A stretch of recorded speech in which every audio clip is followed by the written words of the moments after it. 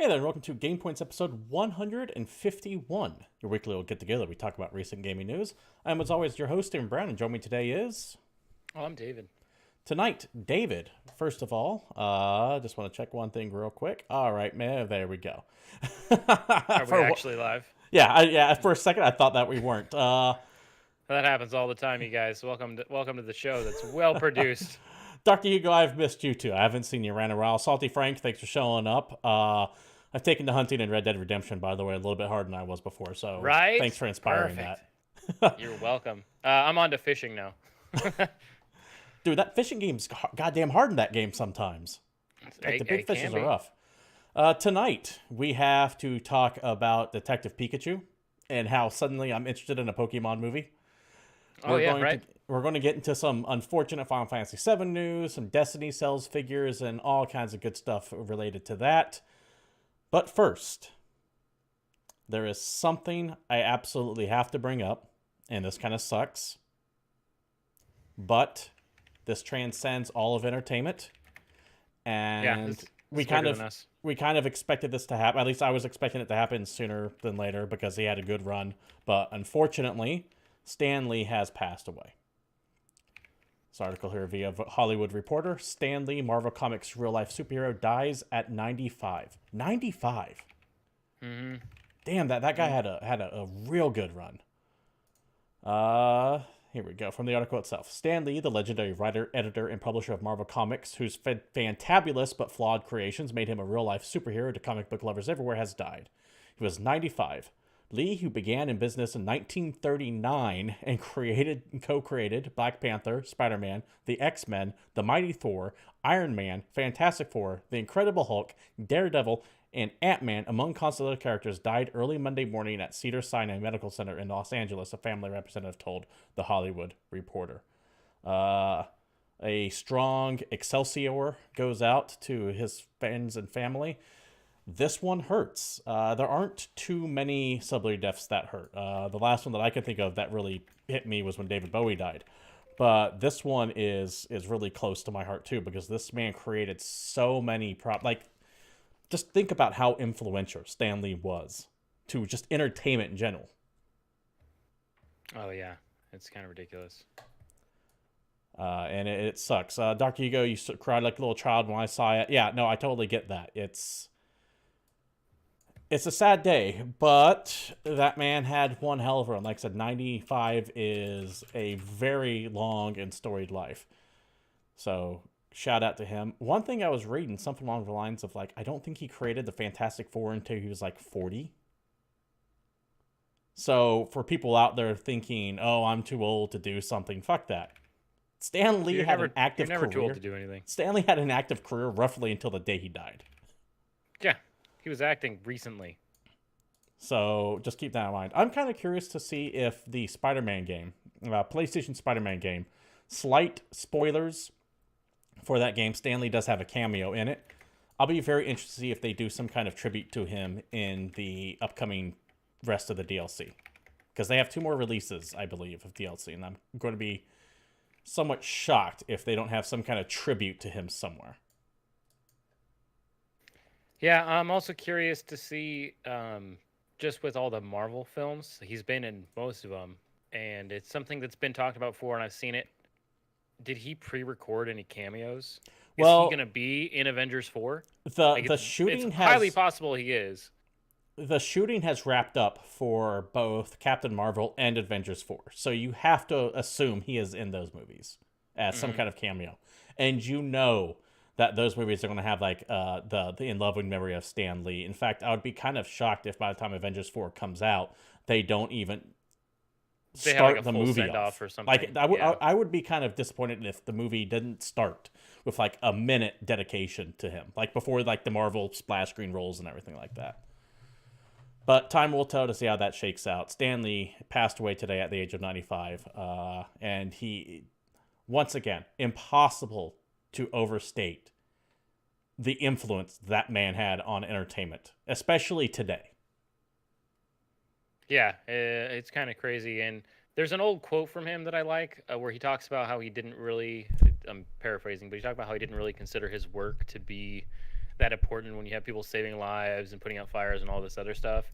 But he never really thought about like the impact that entertainment media had.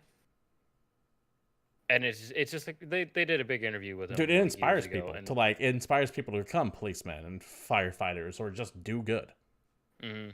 So he's touched it.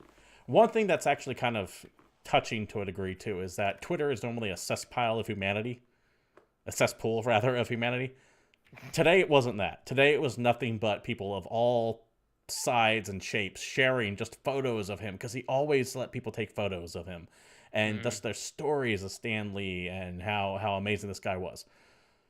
Salty Frank, he says he won't truly be dead in any of our lifetimes. So that makes sense. There's another quote going around, and it's an older quote, but it definitely applies here.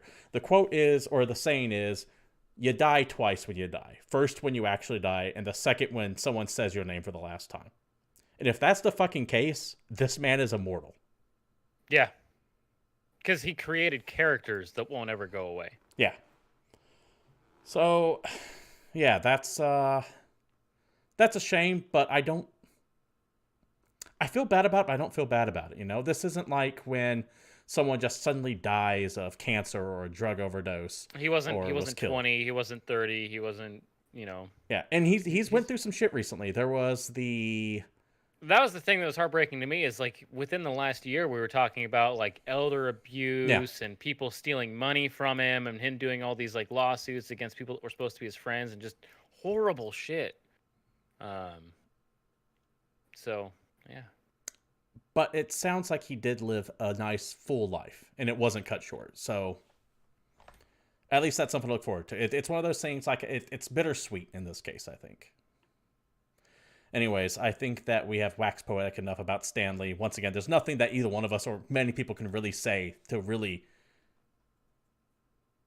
cover just how much of an impact this guy had. We can just keep talking about how much we love Stan Lee. Yeah, exactly. Like there's a book on the shelf behind me that's literally the history of Marvel Comics that has like intros to every single comic written by Stan Lee that I pick up fairly often because it's awesome. Because it goes through like how they sat down and worked out the Fantastic Four and like how all this stuff broke down, and I don't know, it's just fun. What's the name of that book? In case anyone's interested. History of Marvel Comics. History of Marvel Comics, all right. Are you going to grab it and show the people on the camera? Actually, I'm sorry, it's the origins of Marvel Comics, and this might be backwards. Okay, fair enough. All right, I just need to get that out of the way. I know it's not necessarily gaming related, but that's one of those people that transcend entertainment. I mean, video games, movies, comics, TV shows. It would be negligent not to bring it up. So, hearts and strong wishes go with them, but he is not the only thing that's happened over the past week. So we do have to keep moving on with the news, as the saying is, the show must go on. And since we don't know how to write any kind of segues on this show, we're going to go from really sad news to ridiculous news, and that is directly going to be related to this goddamn Detective Pikachu trailer that came out. If you have no idea what we're talking about, there actually is like I think a TV show and a game series in Japan called Detective Pikachu, where he goes around and solves crimes. I think it's like a 3DS game, and they're making a movie. And this movie, the trailer for this movie came out today, and it is way, way more interesting than I thought it was going to be. Turns out it's going to be live action, which everyone's like, oh, okay, that's weird. And Pikachu can talk to the main character. And so, for the voice of Pikachu, they chose none other than Ryan Reynolds. So, two thoughts about that out the gate immediately. One, kind of upset it wasn't Danny DeVito. Because I feel like Danny DeVito should be Detective Pikachu. In fact, if you look at some memes out there right now, you can see where they've redubbed the Detective Pikachu trailer with Danny DeVito's character from Always Sunny in Philadelphia. And it's about as good as you could think. That's amazing. Yeah, Salty Frank, he agrees with me. Disappointed that Danny DeVito didn't voice him. Point two I'm going to make. Since it is Ryan Reynolds, I keep expecting him to just go full Deadpool and just start saying horrible shit. You're just waiting for like the hard R rating. Yeah, that's exactly it. Could you imagine Detective Pikachu not as this cute PG-13 style movie, but think of it like Pikachu in Chinatown, the movie Chinatown, or The Two Jakes. That's kind of that's the crossover I want to see right there. Dead Shoe. That's a good one. That's pretty What accurate. did you think of the trailer? I enjoyed it myself. I think it was way better. Like I said, I have no interest in Pokemon at all. It came out a little bit after my time. It's definitely like a couple years after it was meant to capture my interest, kind of like Harry Potter. Dude, it was like 3 months too late for me. I get shit. I get shit from people all the time because like tons of friends that were super hype into Pokemon. I'm like, nah, I was playing Zelda still. Like, sorry, my bad. But yeah, I have no idea what to think about this movie. The only thing I can say is that I'm fairly positive I'm going to have to see it. Well, yes. I will be dragged to this film in one way or another. I kind of want to see it. I'm not even a Pokemon guy, but just something about Ryan Reynolds being Pikachu really sells it to me. And I'll admit that scene with Mr. Mime or whatever that Pokemon's called, the Mime Pokemon, was Mr. brilliant. Mime. I saw that and went, okay, this is a movie that I might enjoy, even not being a fan of Pokemon. I just want to see how ugly they make some of them when they make them realistic. I really hope some of the most ridiculous Pokemon are in there. You know, I just want to see a dude have like a thing of keys rattling around behind him. Who's the Skankfish? The Skankfish. I don't know. I have no idea what you're talking about. Got like a big blonde wig, giant lips. Kind of looks like she could be found on the corner of San Diego for $2. Jinx. Is it Jinx? Is that its name?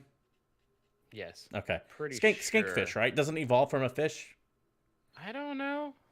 Why would I know that? Chat, let us know if you know what I'm talking about as we move on please let us know either in chat or the comments down below if you're watching this on YouTube who the Skankfish is from Pokemon. Someone out there has to know what I'm talking about. That's not the name of the goddamn thing. Skankfish, yeah. There's like Skankfish fine. and like Slutmouse.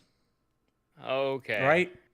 You've been watching the wrong Pokemon Hobo videos Monkey. on the internet. Crack Turtle. These are things, right? I'm not insane. There's like Junkie Horse or something like that. Okay. Look them up. They exist. Kids, go to your Google and type in Crack Mouse and see what you get. David, lead us to the next story before I do something really heinous. Yeah, dude, he's gonna keep doing this shit. So you know Microsoft? Yeah, I've heard of them. All right, I know cool. of them. So, you know how there's this whole console war and Sony's got all these exclusive video games and Microsoft doesn't really have any, but Microsoft doesn't have a whole lot of in-house stuff, except for recently they've been buying up some companies and getting a pretty sweet in-house. Yeah, at E3 they announced acquisitions such as Undead Labs, Playground Games, Ninja Theory, Compulsion Games, I think the Initiative as well. Keep in mind they still technically do own Rare and Minecraft. They own Minecraft flat out. Well, good old Major Nelson had an announcement over at the XO18 that Microsoft has obtained InXile, who are the cats that put Wasteland together, and Obsidian, who, yes, they worked on Pillars of Eternity, but they also worked on the good Fallout game. Yeah, this was announced at the XO18 event that happened over the weekend. Not too much really was announced there. I'll talk about the other thing that was announced later. But InXile and Obsidian are big pickups from Microsoft. Now, in the past few years, both of these companies have been kind of relegated to Kickstarter projects, but I think they're fine with that, especially since these are guys who used to be part of Black Isle or created the original Fallout. So they're kind of doing what they've been doing for the past 30 years anyways. But InXile, Wasteland, the original, Brian Fargo, who leads InXile Entertainment, was instrumental in the old Black Isle games in Interplay, specifically in Fallout. He helped create that game. In fact, the mayor of Junktown is called Brian Bargo instead of Brian Fargo. So, awesome. Good to see that InXile is getting picked up. And Obsidian, like you said, Fallout New Vegas, the first South Park Stick of Truth. They did Knights of the Republic 2. And to see both these big RPG companies being gobbled up is both a blessing and a curse, right? So yeah, because you're probably not going to see any of those games on PlayStation. But luckily, find them on PC. They're going to be on PC, especially with the whole Game Pass coming to PC. I'm fairly positive that with Sunset Overdrive coming to PC, you will This not week, see apparently. another Real quick, actually exclusive Xbox game. one thing I want to That's mention only out on the real console. quick is that apparently that Sunset Overdrive game is this week on PC. Damn, really? Yeah, I didn't notice it until like 20 minutes ago. Introspect also says he found a video of Mouse on Crack. That's So, not good for good to you. know. I wouldn't watch that too much. So yeah, this is it's bad because hey, it's gonna not be on PlayStation. Likely, you'll see it on PCs and Xboxes. I'm gonna play them on PC anyway, so not bad for me. I get that a lot of people are afraid when these independent studios get bought up by bigger publishers because there's always the publisher effect, right? Where it seems that gameplay choices are made to start selling games rather than be fun. Look no further than I don't know what was I going to say here. Destiny, for example, where you had Halo, but then they got gobbled up by Activision, or the Diablo Immortal bullshit that's happened recently. So I know that people are rightfully afraid of big publishers telling smaller developers what to do. But the support they're going to get from Microsoft, don't forget that it is more than just making a game that is involved in making a game. Yes, you have the development, and you need to get the art assets and the soundtrack and the gameplay and the engine and all that in place. But there's also the marketing, the press, the manufacturer of discs, all of this extra bullshit that's outside of actually developing the game can now be handled by Microsoft rather than InXile or Obsidian wasting their own internal talent on that crap.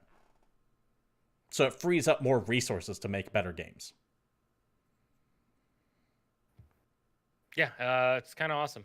Well, I mean, we'll see what happens, but I like it when game companies get handed a bunch of money. Here's same hoping here. they don't also hand them like really strict reins and let these guys kind of do what they do. I get it though. Like I'm in that boat as well, to where I feel that teaming up with big publishers is usually good, but there's also the chance of getting, say, Westwood Studio by EA, or Visual Studio by EA, or Maxis by EA. Or, as we'll talk about later, you could hate your boss.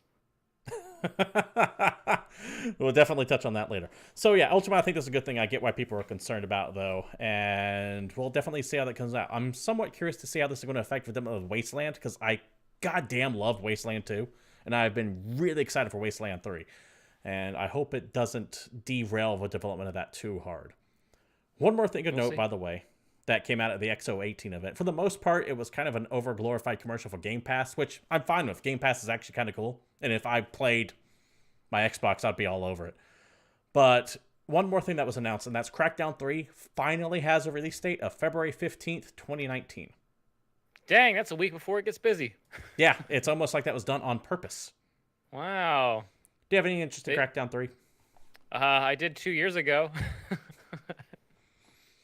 I want to play it. I still want to play it. I desperately want to see what that game looks like. I'm really curious to see if they've ripped out all of the quantum computing, whatever nonsense they were going to do with it.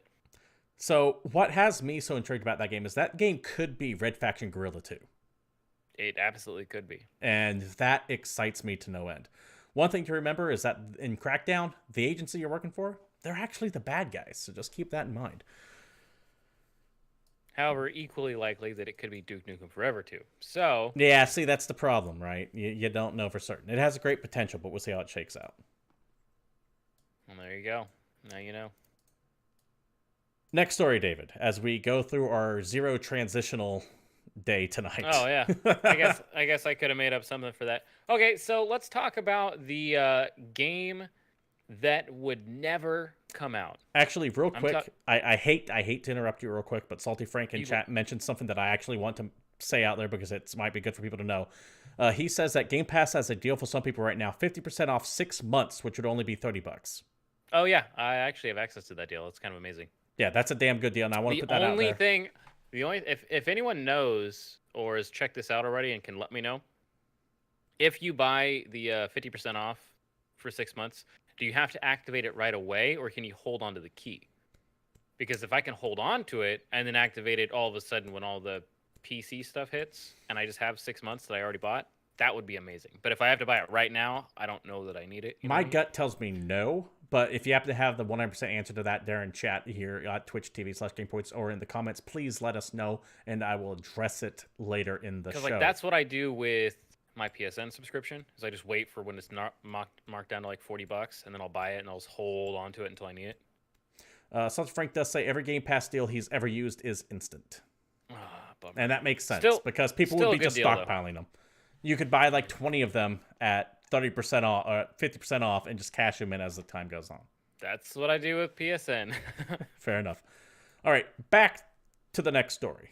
All right, so let's talk about the game that would never come out, Final Fantasy 15, which did eventually come out, and that was exciting. And then it became the game that would just not stop coming out. With all apologies to Tim Geddes over at kindoffunny.com, he famously summed it up. The game that would never release is now the game that won't stop releasing. And it will soon become the game that will never be finished releasing.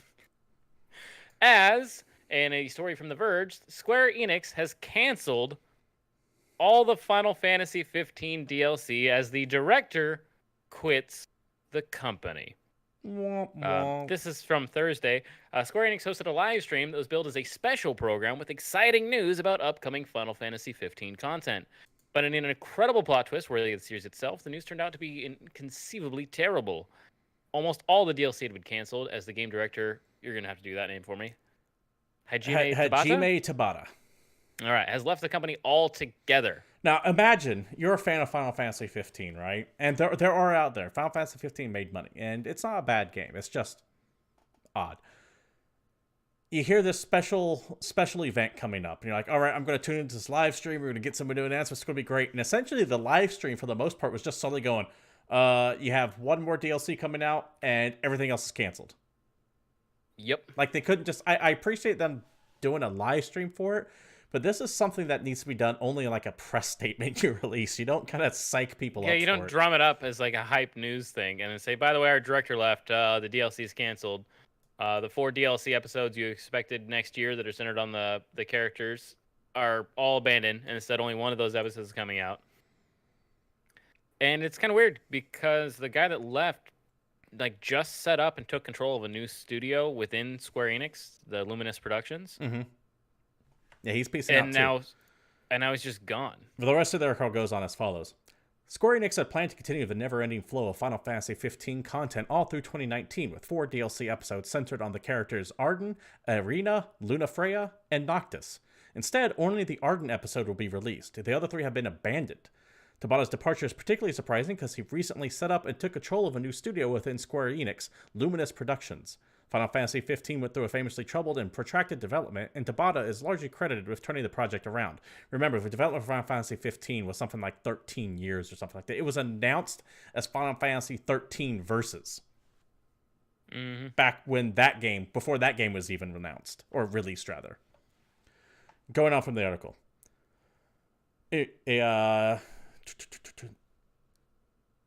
A quote from Tabata himself. In regards to my next endeavors in near future, I have a project that I truly risk to solidify as my next challenge after Final Fantasy 15. For that reason, I have decided to leave my current position and to start my own business in order to achieve my goal. As production of episode Arden continues and Luminous Production works on new projects, I felt that this was the time for me to hand over the torch to the next generation group of talented and trustworthy colleagues and believe they will create something amazing, end quote. Apparently not too trustworthy if Square Enix is just going to go, well, if you're not here, we're just going to cancel the whole thing. Yep. Sorry, guys. Your boss left and you're not good enough. I have to wonder the shit Square went through to get that game finally out. Like, what happened? I want to know the story behind that game. And not the story of the game itself, but in the development of that game. That game's development cycle is far more interesting to me than anything that Final Fantasy 15 itself can offer. Hey, Jason Schreier, I got a book idea for you. Oh, I'm sure he's inquired about it. If he might be saving it for his next book, who knows? But I really want to know just what the fuck went wrong with the development of Final Fantasy 15. Because that game had... If he took over in 2014 from Tetsuya Nomura and turned it around then, that means that game was a train wreck for a good, 8 years? Yeah. They probably just completely scratched it and started it all over, and that's why it turned into 15. Like, what the fuck happened there? And how much money? I know Final Fantasy 15 did well, but there's no way it could have recouped its development costs, which, in my opinion, is why they kept pumping out DLC for it over and over and over again.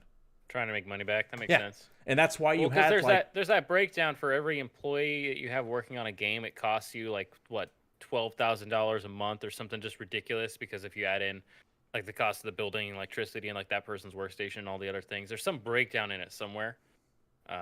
That's like the company's cost per employee to run day by day, and it's really fucking expensive to have people working on video games. It is, especially depending on where they live, of course. But if it's in production that long, it had to be crazy expensive. I want more details about the development of this project, and I doubt we'll get them because Japanese companies tend to be very insular. For example, we all know horrible shit went on at Konami. Mm-hmm. But how many stories did we actually get out of Konami when all that happened? Not many. We had a couple anonymous postings, and we saw the very public blow-up between Kojima and Konami, but Kojima himself has been very quiet about it. He doesn't talk about it. That's just part of that culture there. So, the idea of us getting any information about what the hell went wrong with this game is low, in my opinion. But I would love to know. See, I'm more interested in what he's going to go work on next. Yeah, same here. I'm very curious. He apparently has this dream project, so best of luck to him. It sucks to be a Final Fantasy 15 fan to know that the rest of this DLC is being canceled. However, that said, I might actually finally start playing it again because I was waiting for all the DLC to finally come out before I picked it up. Because this is and there you go. They just rushed that timeline forward for you. Yeah, we'll see. All right, David, let's go ahead and go into the next story. This one's kind of sad because of its proximity to us. When one door opens, another closes. And when one door closes, sometimes they all close. This is via publishersmarketplace.com. I know that sounds weird. Lunch.publishersmarketplace.com. People, etc. Publisher's Lunch. Publisher's Lunch. DK to close Prima Games. Now, if you don't know what the hell Prima Games is, you probably haven't been in a GameStop in the past 20 years. Because Prima Games, along with Bradley Games, were the two major publishers of strategy guides. Yep. Vidya game strategy guides. You used to see those. That's like all that was in the gaming section of bookstores for a really long time. Those books that teach you how to beat your video games, or sometimes give you helpful hints and tricks. Or in the case of the goddamn Final Fantasy IX strategy guide, they're a useless piece of shit that says, if you want to know more about this quest, go to our online website and sign in. I bought the goddamn book because I didn't have a fucking internet connection, Prima, you stupid assholes.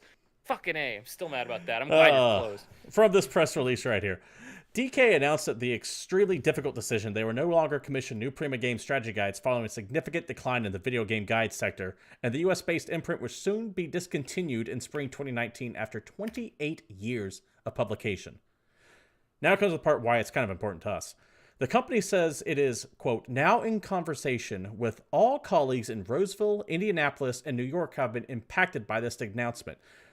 Roseville being the key one, because we're both roughly from that area. Oh, yeah, dude.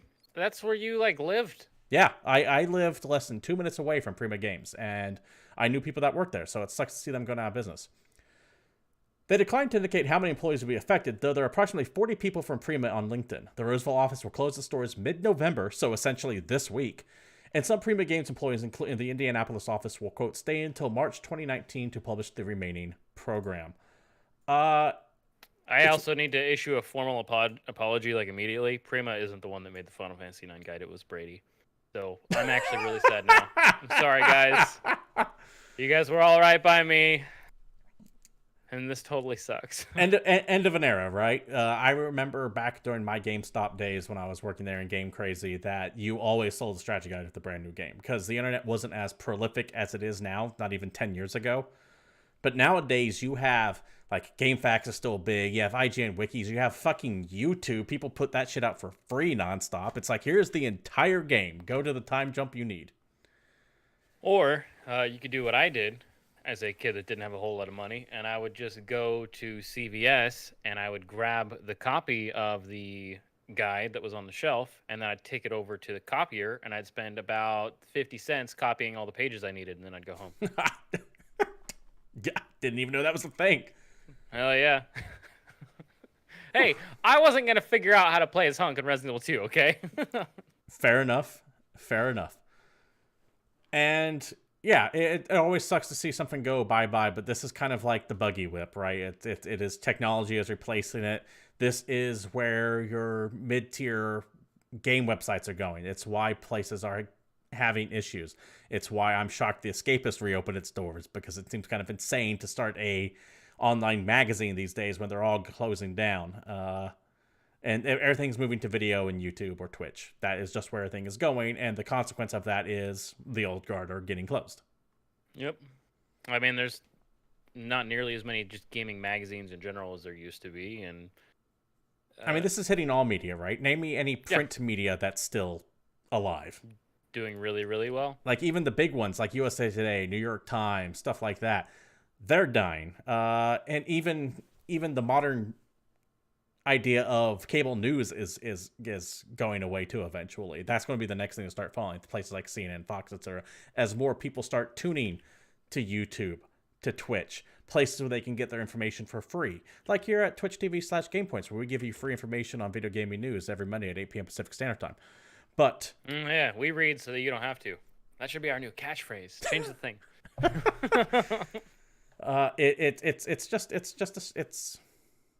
It's not to freak. It came to the death of cheat code books. I remember there used to be every quarter a whole slew of these tips and tricks, I think is what the brand was called.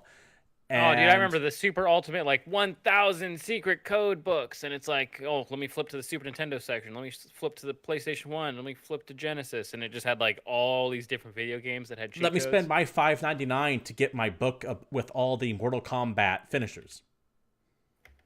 Now I can pull up on my phone. I just want the cheat code so I can unlock one-button fatalities.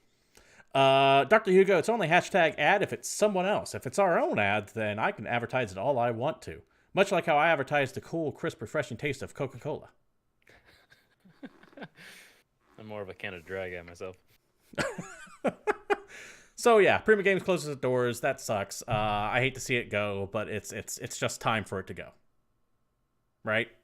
I mean, can you actually make an argument for Prima Games still being around? No, I can't think of anybody I know that's bought a strategy guide for a video game in the last 5 years, 6 years, 10 years. Yeah, it's rough, but sometimes things happen. Before we move on to the next topic, which you can take over there, David, or actually I'll do this and you can have the one after that. How's that sound? Sounds great. I do want to give a shout out to Coco for Tacos. Thank you for showing up, and don't sweat it, man. It's okay. Don't worry about being late. It's totally fine. Jackass. Oh my God, we have someone behind the camera on there. What is going on over there? All right. So next topic. Let me save David sponsored by motorcyclists. let me save him from this awkward moment. And I want to mention this real quick. Jeff Keighley, who some of you know as the Dorito Pope, has straight up said that the damn Dorito Pope. The Game Awards on December 6th will stream live with the record 40 global video platforms with our biggest lineup in terms of new game announcements. It's going to be a very exciting night filled with surprise and celebration. Worlds will change. Will you? And he has this little trailer here. Now, the worlds will change phrase that's being tossed about left and right since it's gone. So it's clearly some kind of new IP, I think, being announced here. We'll definitely see. I'm not too sure what it could be, which is really unusual because sometimes I have at least a kind of inkling as to what's coming, but not on this one. A few things we do know about Jeff Keighley, though. He has a very close relationship with Hideo Kojima, so I fully expect some Death Stranding news there. Yep. I believe The Last of Us, when it was first announced, made its debut at the Game Awards. So it's not for all the shit the Game Awards gets for being, well, I mean, the Dorito Pope jokes, not quite the right? Oscars for video games. It is a important award show in the fact that, one, it recognizes people from all across the gaming spectrum, including just influencers and etc. But two, there are some legitimate announcements that happen at this thing. This isn't like the PC gaming show during E3 where it's all kind of meh. There are some big announcements that happen here. And I legitimately love Jeff Keighley. I know he gets shit, and sometimes rightfully so, the memes about him, but I can see that man's passion in what he tries to do, and he wants this to be taken seriously. He's trying his best, man. Yeah, he actually is trying. He's not just doing this to cash in. And that's why he got a full orchestra last year. And he's doing whatever he can. And he's got a sense of humor about it all too, because I remember tweeting out recently making fun of the Dorito Pope memes, and he actually liked it. So he is aware that it's a thing. But goddamn, I want the Game Awards to be good, and I get why people bag on it because it does feel like one giant commercial. And it kind of is to a degree. And there is some suspect there when you're advertising Bethesda over and over again, and then Bethesda happens to be winning awards at the show they're advertising at. So there's some impropriety there. There's something that doesn't feel right there, but I don't think there's anything corrupt as much as it just looks bad. I'm going to go ahead and stick with Horizon Zero Dawn got robbed. From that, yeah. Salty Frank says, Worlds with change, I think Worlds will change is, I think, more saying how changing media in the world. No, Salty Frank, they're way too. I have to disagree with you on this one. They're way too specific with Worlds will change over and over and over again. That is a catchphrase to something. That is the marketing phrase of some new IP they're announcing. I can all but assure you that's how that's going to play out. I don't have any inside knowledge of it, but I can guarantee you Worlds will change is going to be either the subtitle of something or the catchphrase of something. But that's marketing. That is marketing a game that is unannounced currently. We'll find out, though, come December 6th. I look forward to it. I like the Game Awards. They're silly. They're stupid. It is one giant commercial. They had the Chic Hydrobot that one year, which there are some cringeworthy moments to it. But I think overall, it's a good thing. And since there's no PSX this year, I fully expect Sony to make some big announcements at the Game Awards this year. And once again, related to Death Stranding, because Hideo Kojima and Jeff Keighley have a special relationship. If you recall, the year Hideo Kojima left Konami. Oh, man. So when Konami wouldn't let him go and get his award, sorry to cut you off. This is where I was going. This is where I was going with it. He was the guy that on the TV just started throwing hellish shade at Konami, and it was so good. Jeff Keighley was speaking for all of us then. Yeah. He straight up called Konami out. And that that had to happen at the last minute, too.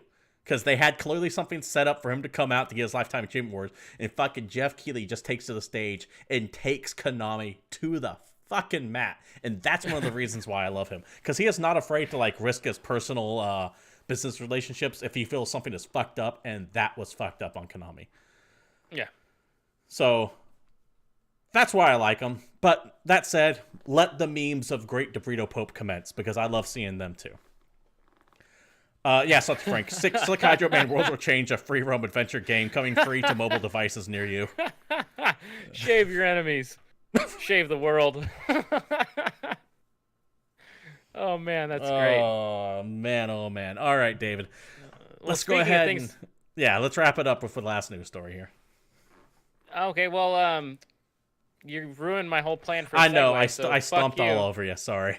But let's just instead talk about the fact that Activision is apparently not happy with Destiny 2 sales. In a story from Kotaku, look at those guys talking about stuff. Is it specifically from that one guy? Yep, yeah. Jason Schreier. You should just put that in the tagline.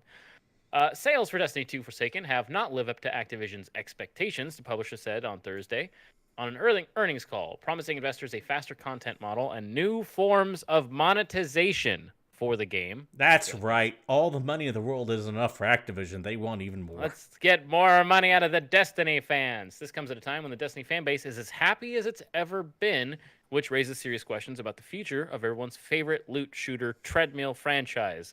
I'd put a caveat next to that. It's definitely not my favorite loot shooter treadmill, but that's okay. You're entitled to your opinion there, Jason. Some of our other franchises, like Destiny, are not performing as well as we'd like, the company said on the earnings call.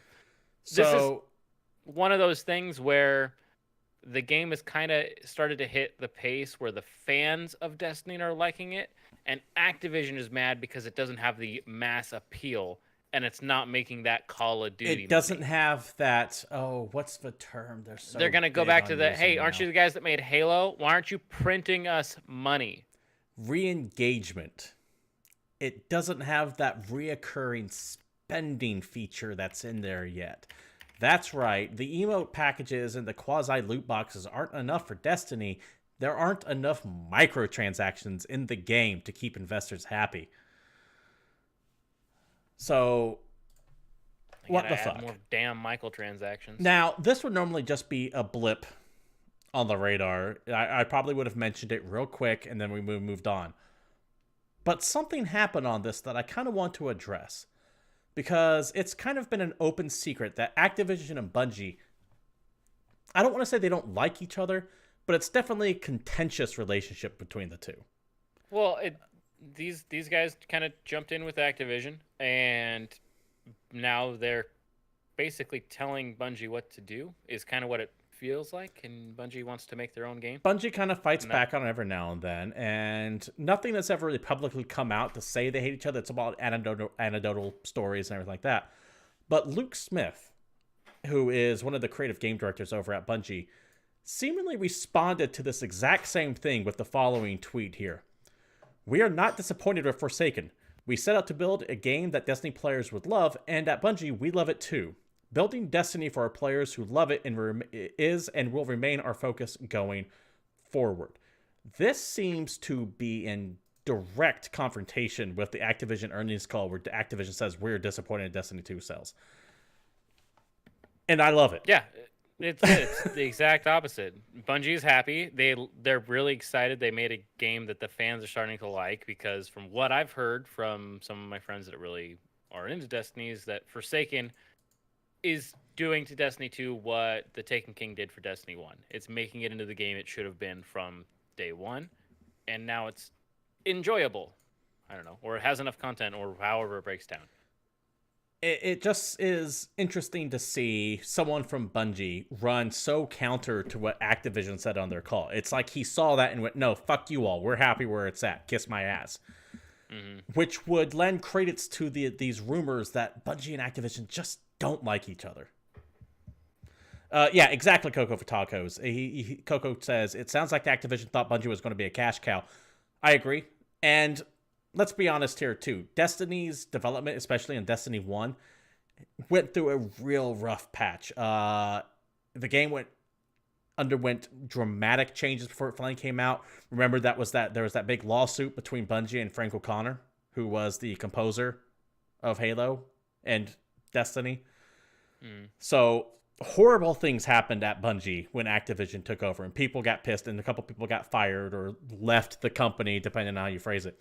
And it never really has improved between the two since then. I personally think there won't be another Destiny after this. I don't think there's going to be a Destiny 3. I think Bungie is going to do what it can to write out, I think, their 10-year contract with Activision and then just fucking leave. I don't think Bungie wants to be part of Activision anymore. I think they want to get the hell out. Also, in the first place, it would have made more sense to just have Destiny be a living game because Destiny 2 felt more like just an expansion to Destiny 1 in the first place. And they should just stick with one game and just... I'm always bringing it back to this. Warframe did it. Warframe went from a game that no one knew about, that was really small, that wasn't really great, wasn't all that fun, and just stuck with it. Kept responding to player feedback, kept putting in hours, kept putting in time, kept developing the game, and now that game's huge. They've got their own conference every year. They just released a giant content patch last week that adds a whole new open world to the game, all kinds of other nonsense, and the fan base, as far as I know, is really happy with it. And people spend a ton of money on that game all the time. I feel like if they went with that model and just started putting all their effort into Destiny 2 and just kept making incremental changes to make the game better and better and better and better, then it's probably going to be for the best, both for the fans and their potential earnings. I think if they just stop and start making like a Destiny 3 and then abandon all the D2 players, I don't think the third one would sell well. Even if they wanted to go, they need to go harder than that, in my opinion. It's not even they have to become Warframe. I think they have to become Fortnite. And I don't mean add a Battle Royale mode to it. I mean take a look at what Fortnite does with all their goddamn events. Oh yeah, how many seasons has Fortnite had already, and how long has that game been out? Not just seasons, though. Think about, have you been keeping up with the Fortnite marketing at all? Like the shit that's been going on in that game? It started off with, okay, No. there's a second moon in the sky, and it's a star, and it's getting brighter. Now it's a comet. And then the next patch, the comet lands, and it's just giant fucking cube out in the middle of nowhere. Okay, well, what's the cube do? Okay, well, if you interact with it, it starts killing you. Okay, don't piss off the cube. And for a couple weeks, everyone was obsessed with this cube. And then one day, this cube just suddenly melts. And now this massive cube is a giant lake. And it's changed the way the world looks. And then this lake became a talking point for like 3 goddamn weeks. That's what Destiny needs to do at this point. They need to have these live, world-changing updates repeatedly. Like every 3 weeks, there needs to be something big. There needs to be a reason to come back to that game. That's not just grind to the max light level so you can do the heroic version of the raid. Or the Nightfall version of the raid, or whatever you want to call it. They really need to up their game, because Fortnite, as little as I play, I don't think I've ever played it once. It has more of a living world, even though it's a world you're in for 5 to 30 minutes. Exactly. There's no reason why this can't happen from Destiny. And there was that crazy like universal meteor thing that happened. Right. Everybody that was in the game saw. Admittedly, Fortnite seems to be a simpler game to design for than Destiny. I don't mean that in a bad way. Just by looking at it, I could be wrong. By looking at it, it seems like it's a lot easier to make changes to Fortnite. But Destiny has that Activision money behind it. So you can't tell me they can't make something like this happen. We'll definitely see how that shakes out, though. Like I said, I don't think that there's a Destiny 3 in the future. I don't think Destiny as a franchise is going to stick around after this one. And that Bungie won't ever go away. But I don't think they'll be part of Activision once their contract expires. Anyways, let us know what you think in the comments down below or here live chat. And that, David, wraps things up for the news this week. Now, the fate of Destiny is indeterminate. They still have some expansions coming out, and for all I could tell, this game's going to go on for another couple of years before it finally starts winding down, before we get the inevitable follow-up, or they just stop service of the game. Either way, that is not anytime soon. So as we try to find something to occupy our time between now and then, what can we look forward to? Oh, dude, you want to hear about some new releases? Absolutely. You don't want to just keep playing Red Dead Redemption 2 because I know for a fact you haven't beaten it yet. I'm on chapter 3. I'm on chapter 3. Far. I'm in a town called Rhodes. I'm not going to tell you what happens there. Your beard cannot even grow to max length yet. That's all I'm going to let you know about. Oh, you can, however, get the hair gel. There's like Miracle Hair Grow gel. Correct, but your beard is locked. Your beard will not grow past a certain point until you hit, I think it's chapter 4. Really? Yeah, it's like so weird and arbitrary. But there you go. But let's talk about different video games that are new. Let's talk about the fact that Sunset Overdrive is coming out to PC because you said it earlier and fucking ruined everything. But yeah, I'm going to say it again now. It showed up on Amazon for a release of the 18th, I believe, or the 16th? Friday, yeah. Sunset Overdrive, PC, Friday. There you go. Microsoft Store only. It's not on Steam from what I can tell. Womp womp. Knock on wood, this was an Amazon listing. They could have accidentally released it early. Well, something that probably is on Steam is going to be Hitman 2. It's also going to be on PS4 and Xbox One. This is the sequel to that other Hitman game that I don't believe is episodic this time. Correct. But it's all coming out at once. They're doing some shenanigans. Yep. And I feel like you want to talk about it more than I do. I do. A couple things before I go. Salty Frank, yes, I'll talk about that when we get there. Coco for Tacos, thank you for showing up. You have a good night. It's always appreciated to have you in here. Hitman 2.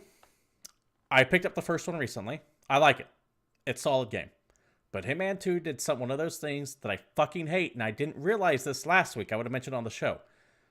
Turns out this week isn't the release date for Hitman 2. Last Friday was. They did that bullshit thing where they go, hey, if you pre-order the game, you get early access to it 3 days early. That's not what that is. What it is that the real release date for Hitman 2 was last Friday. And they put... not allowing you to download it. Yeah, they put it behind a fucking paywall if you want to play it when it actually came out. Don't accept that bullshit of get it early. It's like, no, get it late unless you pay for it. That's what that is. Because the game is fucking done. The game is on the shelf, and this is just them being assholes. That's it. Period. Yeah. They just want extra money. Never. They don't want the $60. Never, ever, ever accept the play the game early excuse because you're not playing it early. It's pay for it or play it late.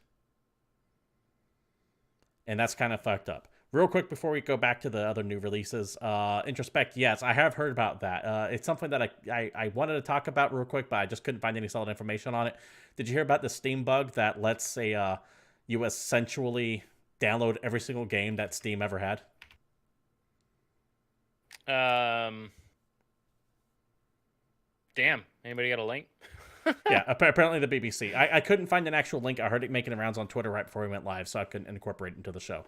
But yes, I did hear about Introspect. Apparently, some dude found a bug on Steam that lets you just download they patched everything. it in like August. Yeah, apparently Steam paid that guy a lot of money. They're like, oh shit, thank you for pointing this out. Have 20 grand.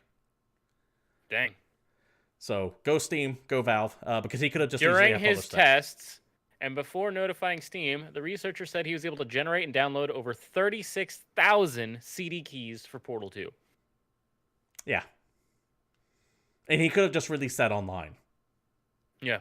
He could have just went, boop, and it would have crashed Steam. Yeah, it would have been real broken. So thanks for not doing that, guy, and being awesome. You guys should pay him another 20 grand. All right. Back to new releases. But yes, I did see that Introspect. I just couldn't find the actual story on it to go from there. All right, well, instead of a game that gets a little bit of release unless you pay the full amount to get it a couple days early, you can instead just buy the SNK 40th Anniversary Collection for Switch, because that is a way better deal. This game looks amazing, by the way. I want to get this. It comes with a bunch of games.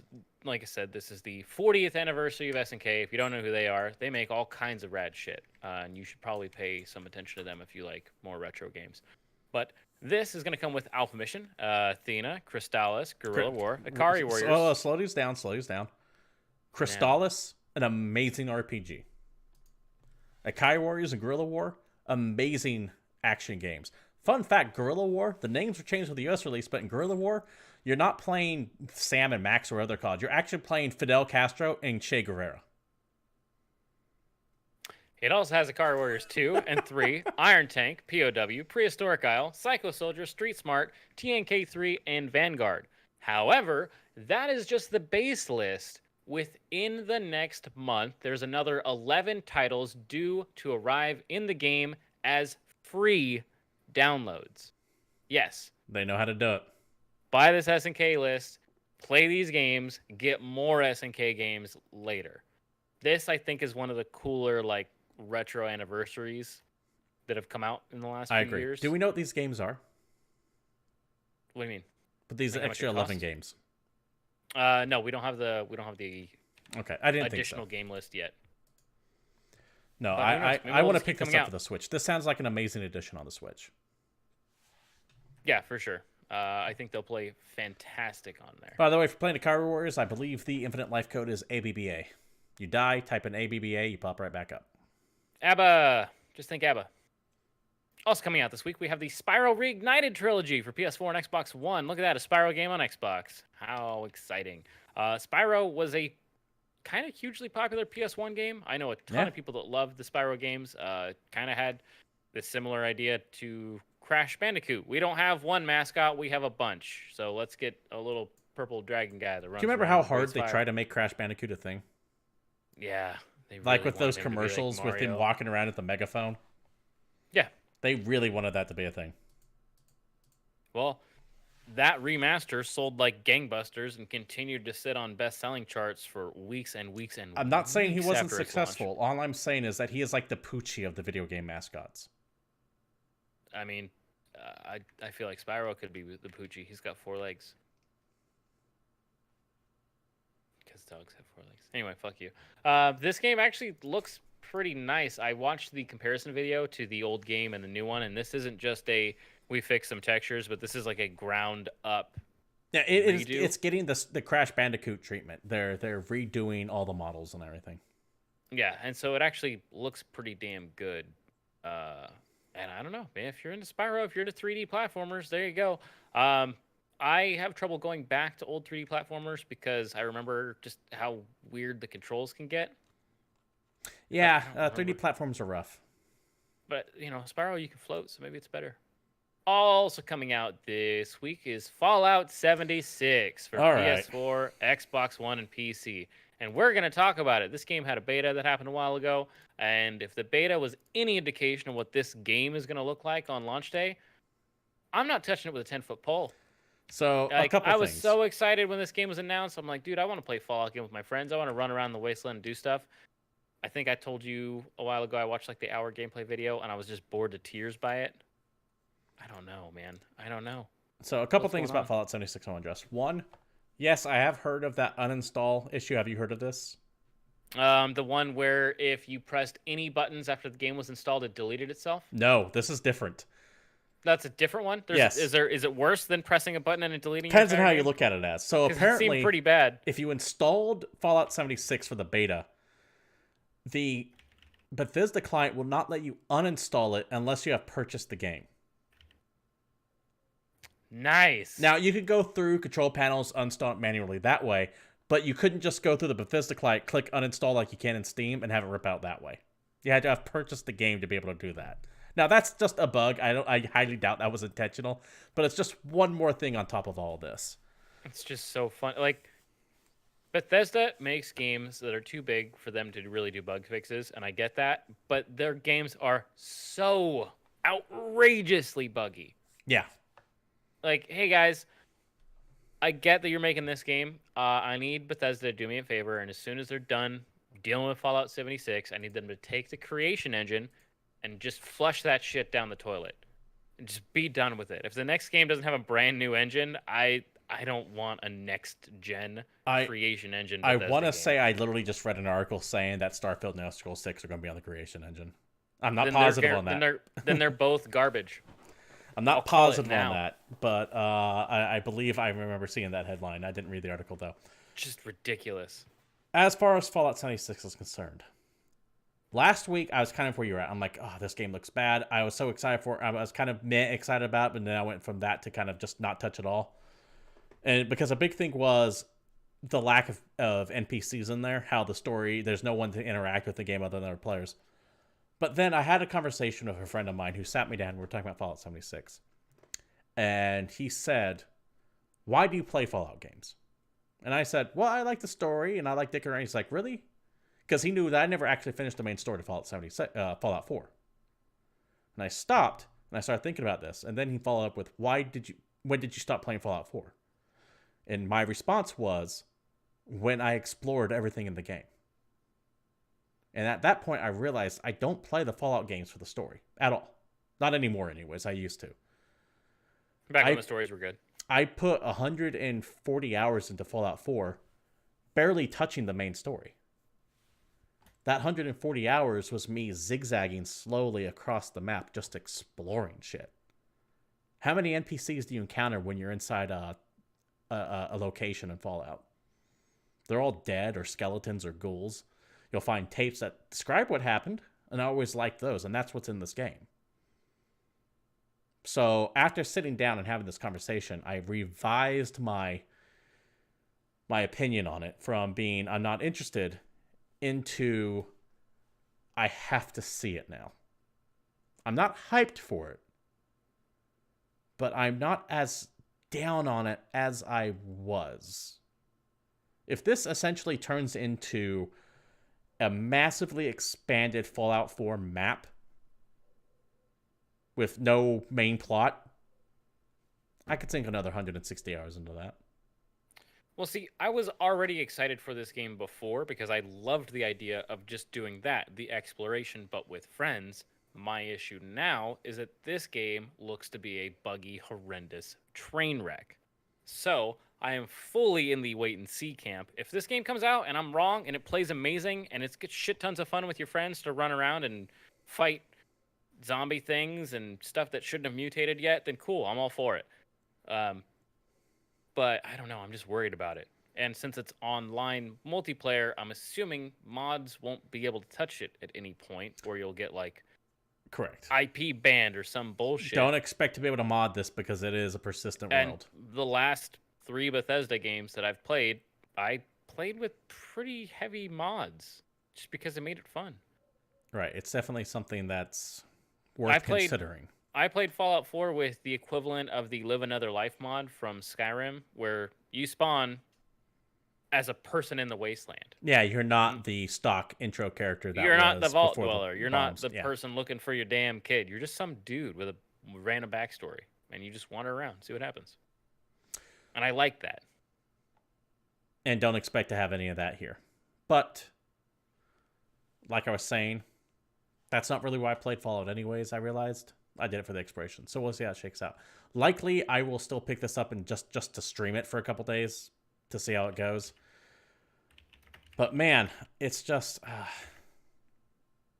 we'll see. And what's going to kill this game for me is how heavily focused it is on the crafting aspect and how desperately I need other people to play with me.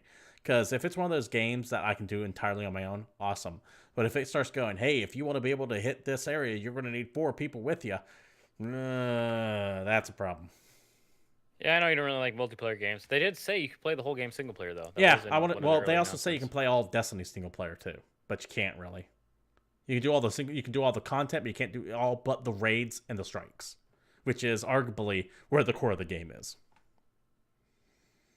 Anyways, David, what else we got coming out this week? That's enough about Fallout 76. How do we get back to Destiny again?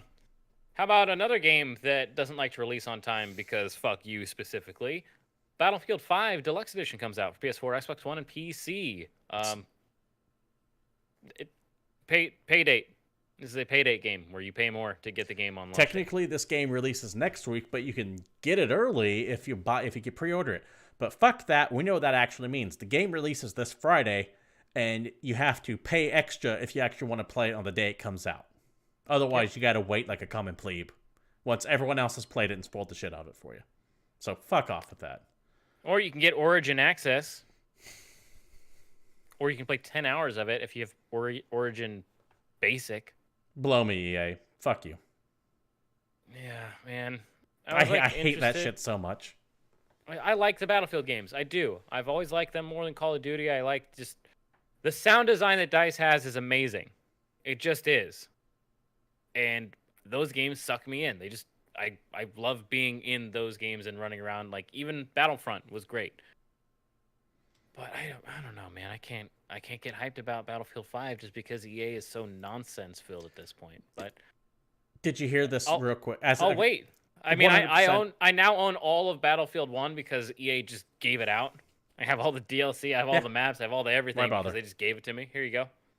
For free. Introspect says that they subscribe to EA Access to try it and they really enjoy it. I'm not bashing the game itself. It's the business practices of EA and other companies. By the way, as a complete aside, this is kind of old news now, but did you hear that bullshit that happened with Call of Duty Black Ops, how they added in microtransactions like 2 or 3 weeks after the game came out so no review or early access copies would have it in there? Yep. It's fucked up. Anyways, what else is coming out this week? Classy Activision. Bring us home, David. Dude, okay, this I'm actually kind of excited for because Ticket to Ride is coming to PS4. If you have no idea what Ticket to Ride is, it is a board game. And more specifically, in my opinion, it is hands down the absolute best board game to get normal board game players, i.e. like your family or older relatives or people that haven't explored the fucking mecca that is the current board game scene, into more advanced board games. This is a nice and Monopoly and all the basic shit. Ticket to Ride is the game that I have used for tons of friends to get them to see the light and play real board games with me. This is the bridge between, hey, do you want to play Risk or Monopoly? Like you're saying, you teach them to play this one. They go, hey, if you like this, why don't you try Imperium Galactica? Maybe don't make that kind of jump. But yes, this is a very, very good board game gateway game, as it were. And you can play it on your PS4, which makes it easier. Although if you don't want to play that on PS4, Wheel of Fortune came out for Switch a couple weeks ago. We'll keep bringing that up until somebody else buys it. I can't believe I can't believe you're a fan of Sajak. Like, I like Pat Sajak personally, but between Wheel of Fortune and Jeopardy, you pick Wheel of Fortune. Every time. What is wrong with you? Hangman is the ultimate game. Come at me.